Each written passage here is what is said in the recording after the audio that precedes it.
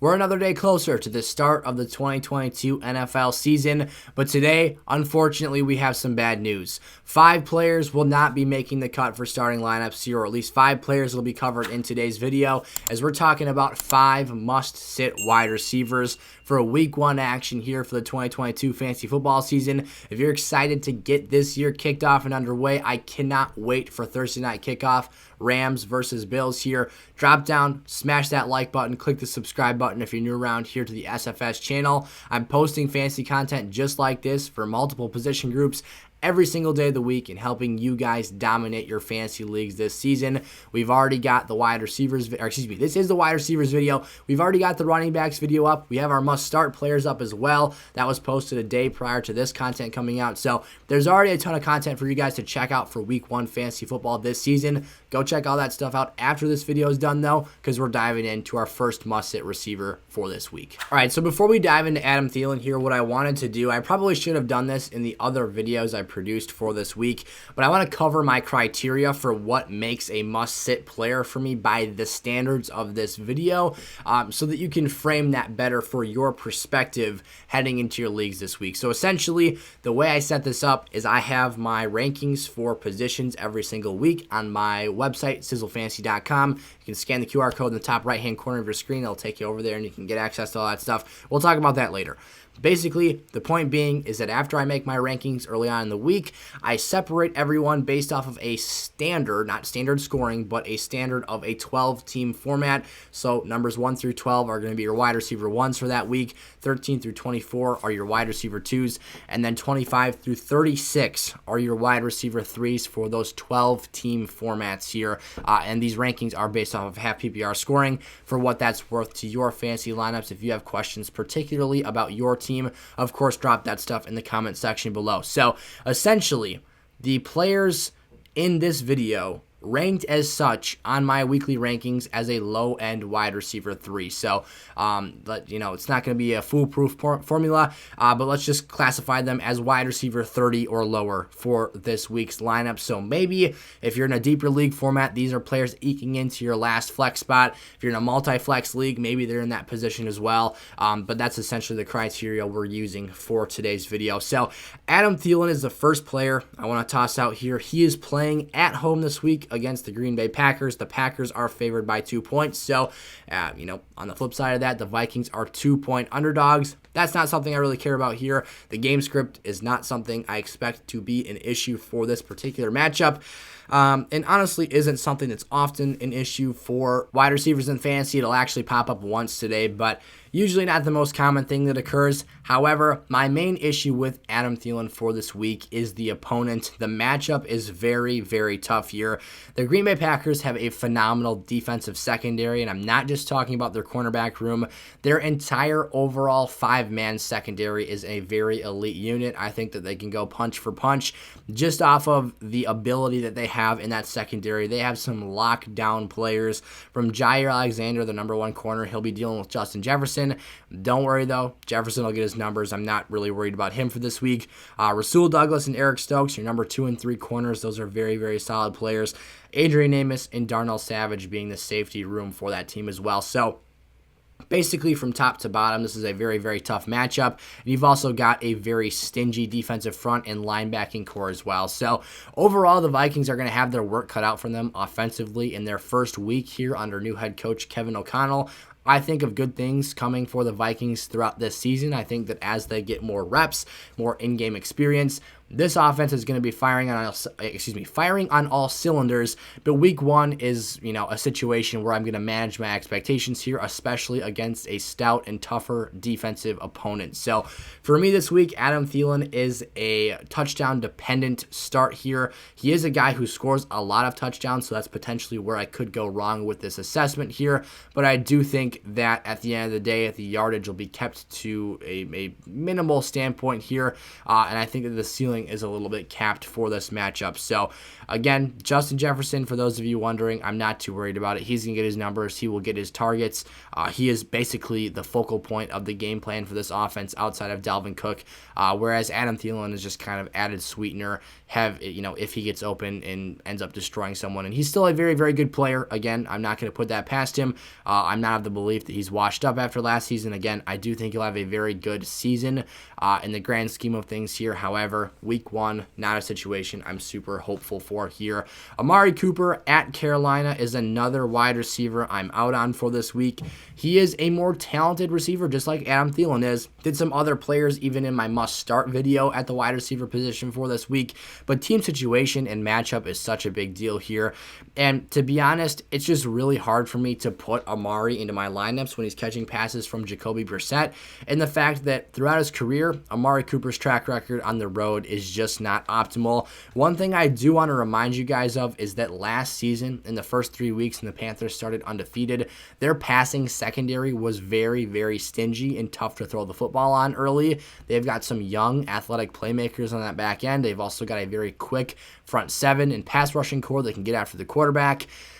I'm not saying that he's going to get totally shut down in this game, but what I'm going to say is that he's going to be very big play dependent. Amari Cooper is not someone you necessarily think of as a huge red zone weapon, but what he is a phenomenal route runner, a very good over-the-top vertical weapon, but I don't think his skill set lines up very well with what Jacoby Brissett does here. One of the things I wanted to touch on as a difference between Amari Cooper and Jacoby Brissett's situation as a starter last season is that him and Jalen Waddle are nothing alike. Jalen Waddle, of course, was the wide receiver 1 for Miami last season when Jacoby Brissett was asked to come into various games and either take over for Tua or start over him or in his absence. And with Jalen Waddle, the luxury you had was Brissett could take the snap, catch the football, and whip a pass out into the flat. Waddle would catch the ball, take off, and get some yards after the reception. Amari Cooper is not the same player. What Amari Cooper does is run well and refined routes downfield, stop on a dime, turn, ball, hands up, catch, tuck, out of bounds, first down, touchdown, whatever the case might be.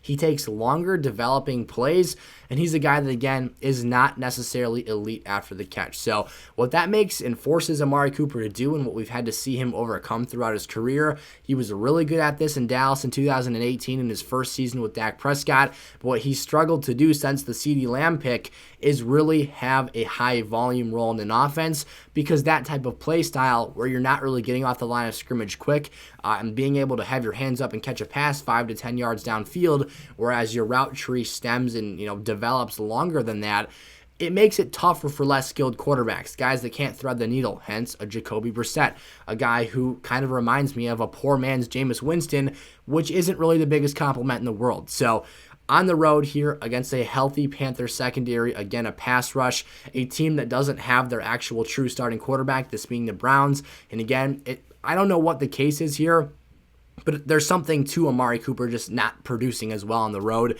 that makes me not like this matchup as well. So it'll be an emotional game for both Carolina and Cleveland, the old Baker Mayfield reunion rematch.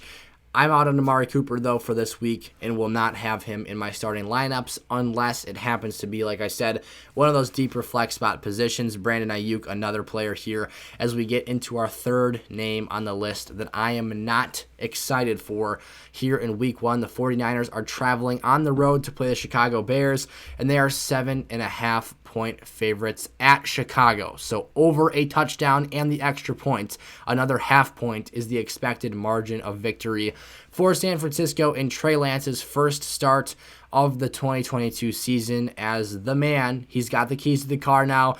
They've just got, kind of some training wheels on this car. They've, got a dash cam. They're monitoring him pretty closely, if you understand my analogy here. Basically, what I'm getting at is I expect the San Francisco 49ers to be very run-centric in this matchup. The Bears' defensive run stop last year was not very good. They were just 27th against opposing fantasy running backs.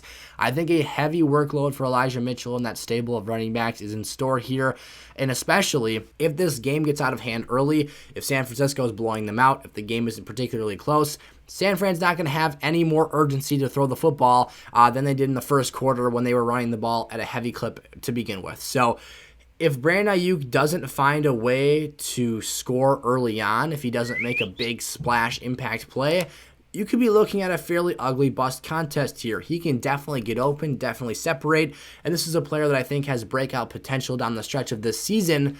However, again, this isn't the matchup to do that. You've got to get the training wheels off of Trey Lance to start the season. You got to get Kyle Shanahan comfortable with him in letting him start to get a little bit looser, throw that football down the field a little bit more, and break into other more complex, parts of this offense, which will come. It'll all get there by the season's end. I'm very confident of that. But Brandon Aiyuk early on this season with the quarterback transition, a matchup that looks like a talent mismatch on paper that San Francisco should just smother the Bears offensively and defensively.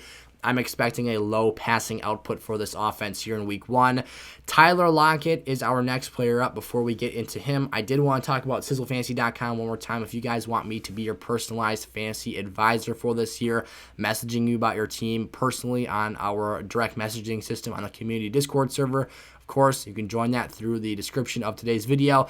However, if you become an SFS Gold member or an All Access Pass member, I will help you set your lineups every single week, guaranteed. I will respond to all of your questions. I'll get you guys hooked up with everything you're looking for. Any help, any questions, comments, concerns you have for me, that is where you can get access to me. Again, scan the QR code in the top right-hand corner of your screen or check out the link to sizzlefantasy.com in the description of today's video. The other way to get access to that is through using code SFS when you sign up and deposit $10 or more on Underdog. You sign up with my code, you get your money to play with on their platform. They'll actually double your money up to $100 there, and then I'll toss in that membership on top of that as a thank you for letting them know that I sent you over there. So a couple of different options, again, that I can help you a little bit extra this fantasy season and get you guys my weekly rankings for each position group heading into every matchup this season. So Tyler Lockett, getting back to things here, taking on Denver at home. I was very excited to see that Seattle is the home team for this game. Russell Wilson's return to I forget what their stadium endorsement is. However, they've got the 12 flags everywhere, the 12th man. They'll be against Russell Wilson for once here, taking him on this season. Again, I'm very excited for this matchup. I think it's just an interesting storyline to open up Monday Night Football for this season. However, Seattle is a 6-point dog at home in this game, and I am of the belief that that number should be higher. I think that this is a really bad matchup on paper for Seattle. I talked through this in the running back video. I don't like Geno Smith at all in terms of his ability to produce for fantasy receivers. You could at least sell me a little bit on DK Metcalf, having that size, frame, and speed combination, his ability to be a red zone weapon and score receiving touchdowns. But for Tyler Lockett, a guy who his fantasy value and upside was so predicated on his chemistry with Russ's deep ball passing ability, and just overall the precision they had together, the years of chemistry and obviously connectivity they had, that is all gone. Geno Smith is a completely different animal here. I was trying to find analytics for his passing numbers last season, and you just can't. There's only a few out there because his sample size was so small. One of those numbers being 42nd in catchable pass rate, which puts him as a top 10 backup in the league, and him being literally number 10. So not great stuff there. Not encouraging news for Tyler Lockett's fantasy outlook. I don't think this team's going to be pushing the ball downfield again. Another thing bad for Tyler Lockett because he was an insanely efficient producer with Seattle under Russell Wilson. But that changing dynamic changes everything here. You've got a completely shuffled up situation, and I am out on Lockett here in week 1, and most likely for the entire majority of this season. Another quick note, Seattle was also 32nd, also known as last, in team passing plays per game last season. So bad stuff there. Not too much opportunity, and the opportunities look as if they're going to be of low quality for this season. So it's a bad fit offensively. It's a tough secondary. Got guys like Pat Surtain, Justin Simmons on that back end. I believe, I'm blanking, Kareem Jackson, the other safety. He's more of a box safety though, but you get the point here. It's a tough, talented defense, and I don't like Tyler Lockett in that upcoming matchup here as a wide receiver 3. And last but not least here, or last but least, if that's how you want to think about it in terms of being must-sit players, I'm not starting Devonta Smith this week. I have been out and fading Devonta Smith all season long, and I will or summer, I should say. The season is just beginning. And I'm out on him here in week 1. He's playing Detroit. It's not, a matchup that scares me too much, but it is a situation that does scare me. You're going from an offense that was 29th in team passing plays per game last year, hence they were number 1 in rushing offense last season. That's kind of the give and take there, is that you're already passing at a low clip. As the wide receiver 1 in this offense last season, Devonta wasn't the most flashy and phenomenal fantasy wide receiver in the league, clearly. And now you're getting a player who is essentially being knocked down the pecking order by the introduction and presence of A.J. Brown into this offense. So what that does is it takes away some opportunities. It takes away some of the already few and far between passing snaps that come for Devonta Smith's direction. Not passing snaps, passing targets, opportunities in the passing game. And now that number could potentially get lower. So yes, I do think he's a better player in year 2. I do think that he should be developing and is a very talented route runner and is on the right track in his development as a football player. But as a fantasy football player, I think at best we've kind of run into a brick wall here. If not, maybe started to trend backwards. If he got better as an NFL player, but his situation got worse, maybe that cancels out and offsets.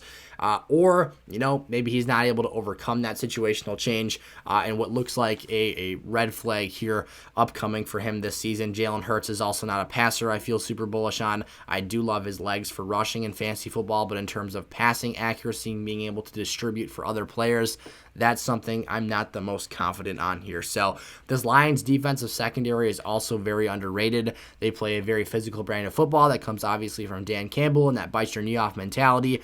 They're going to rough up Devonta Smith. They're going to play press coverage on him. They're going to whack him. They're going to throw him around the field, and they are going to play tough football, for 4 quarters. Not that Devonta Smith can't handle it. Not that he can't, juke a guy out of his shoes at the line and win downfield, make a big splash play and prove me wrong here. But it's not the situation I'm the most excited about here. And if he's on the fringe of being in your lineup this week, I would err on the side of caution and go in a different direction. So those were our 5 must-sit wide receivers for week 1 fantasy action. Of course, if you've got questions for me, those are welcome down in the comment section below. Let me know what your lineup situation is for this week. Let me know what you need help with, the questions that you need answered. Of course, if you want a guaranteed response to those questions, scan that QR code in the top right-hand corner of your screen. Check out sizzlefantasy.com. Check out all the stuff we have to offer here at SFS. Use code SFS on Underdog Fantasy. That'll get you access to all of my website and all of my personalized advice through this season's Super Bowl. There is a tutorial on my website for how to sign up for that stuff and get that taken care of. So go check that stuff out if you'd like to. Go follow us on social media, TikTok, Instagram, Twitter, all that great stuff. I'll be posting on there incrementally throughout this season as well. Probably daily on TikTok. I'll be posting a lot on game day on Twitter. And yeah, just check out all the platforms we're on here at SFS. There's a lot of good stuff to dive into. So thank you guys so much for watching. I will see you in the next video. Peace out.